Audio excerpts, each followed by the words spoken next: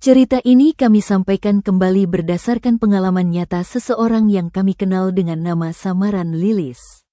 Ia menceritakan semuanya dalam kondisi tenang, tetapi beberapa bagian masih membuatnya berhenti sejenak sebelum melanjutkan.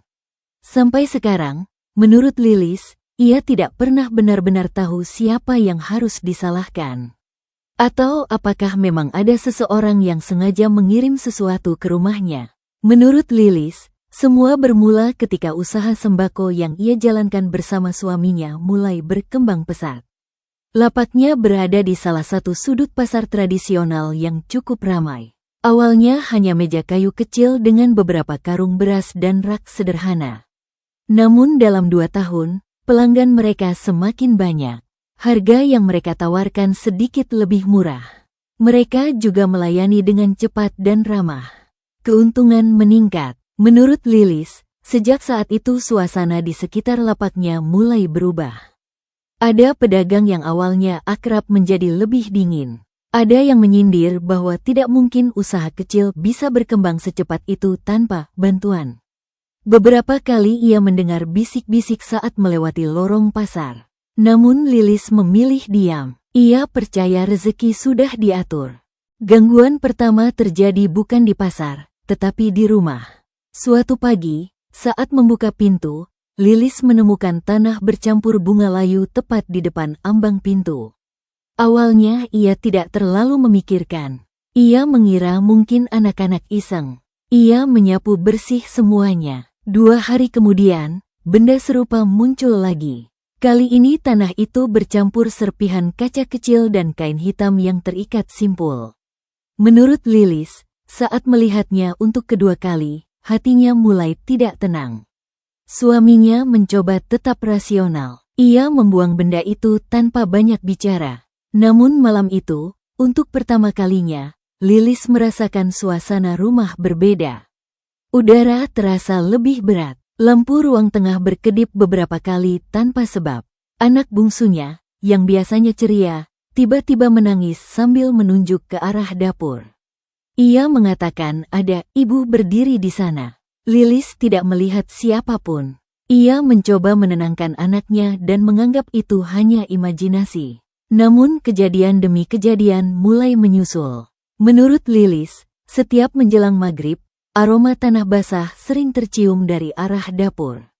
Bukan bau biasa, lebih seperti bau kuburan yang baru digali.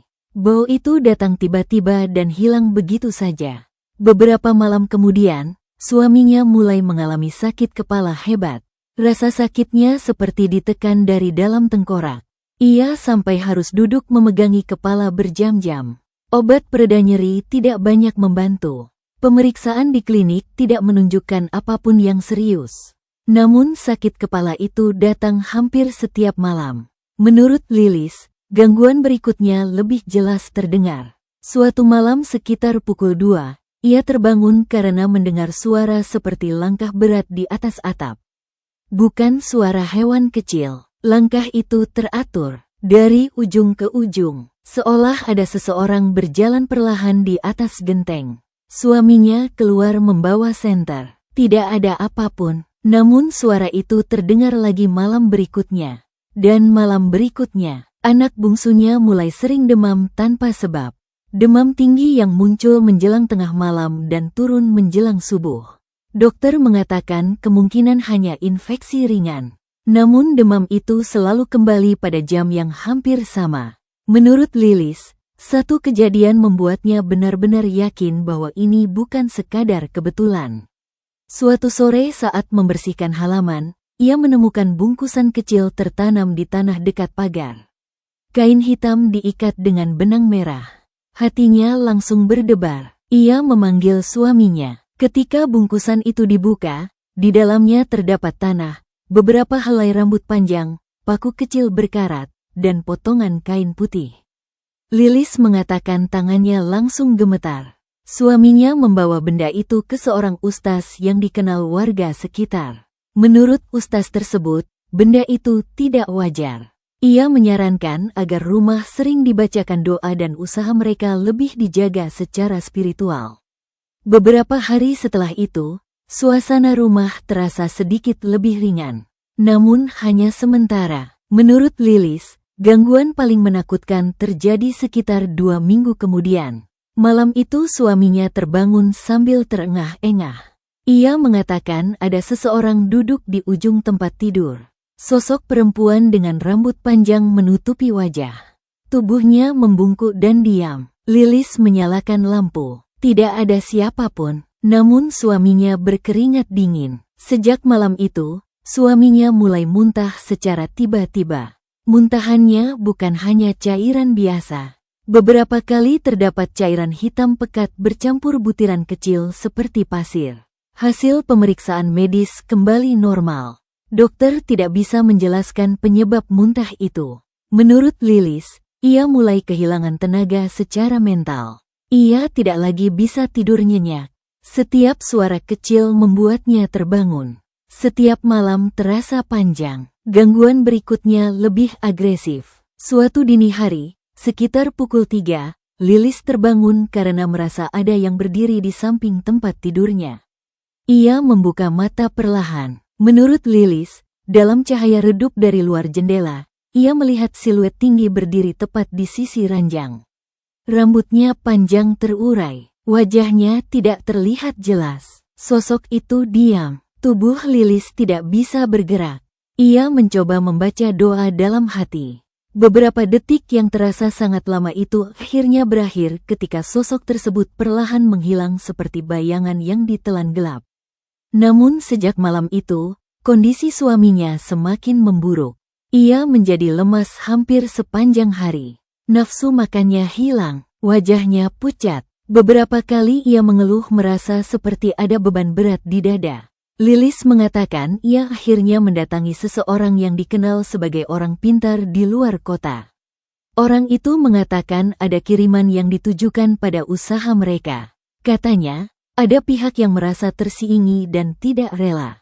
Menurut Lilis, ia tidak sepenuhnya percaya, namun pola kejadiannya sulit diabaikan. Ritual pembersihan dilakukan. Selama beberapa hari setelah itu, rumah terasa lebih tenang. Namun seminggu kemudian, gangguan datang kembali dengan lebih keras. Pintu depan rumah terbuka sendiri tengah malam. Padahal sudah dikunci dan diganjal dari dalam. Lemari dapur terbuka bersamaan. Piring jatuh tanpa disentuh. Anak bungsunya pingsan karena demam tinggi yang tiba-tiba melonjak. Lilis mengatakan malam itu adalah titik terendahnya. Ia memutuskan untuk berhenti berjualan sementara waktu. Menurut Lilis, keputusan itu tidak mudah. Usaha itu sumber utama penghasilan mereka. Namun ia merasa jika dipaksakan, sesuatu yang lebih buruk bisa terjadi. Beberapa minggu setelah ia berhenti berjualan, perubahan mulai terasa. Suaminya perlahan membaik. Muntah hitam itu tidak pernah terjadi lagi. Anaknya tidak lagi demam setiap malam. Suara langkah di atap berhenti. Tidak ada lagi bau tanah basah di dapur. Namun satu hal tidak pernah benar-benar hilang. Rasa diawasi. Menurut Lilis, setiap kali melewati pasar lama itu, ia merasakan tatapan mengikuti dari belakang. Ia tidak pernah menoleh lama. Ia tidak pernah mencoba mencari tahu. Ia memilih menjauh. Usaha itu tidak pernah dibuka kembali di tempat yang sama. Mereka pindah ke daerah lain beberapa bulan kemudian dan memulai usaha kecil dengan lebih hati-hati. Menurut Lilis, sampai sekarang ia tidak pernah tahu apakah benar ada seseorang yang mengirim sesuatu ke rumahnya. Tidak ada bukti, tidak ada saksi, tidak ada pengakuan. Namun satu hal yang tidak bisa ia abaikan adalah waktu. Gangguan dimulai ketika usahanya berkembang. Dan gangguan berhenti ketika ia berhenti berjualan. Menurut Lilis, yang paling menakutkan bukanlah sosok perempuan berambut panjang yang pernah berdiri di samping tempat tidurnya. Bukan suara langkah di atap. Bukan muntahan hitam yang tidak bisa dijelaskan. Yang paling menakutkan adalah kemungkinan bahwa seseorang pernah berharap keluarganya hancur. Hanya karena iri, tanpa perlu menyentuh, tanpa perlu terlihat. Tanpa pernah bisa dibuktikan. Dan sampai hari ini, setiap kali malam terasa terlalu sunyi, Lilis masih teringat bau tanah basah yang pernah memenuhi dapurnya. Bau yang datang tanpa suara dan pergi tanpa jejak.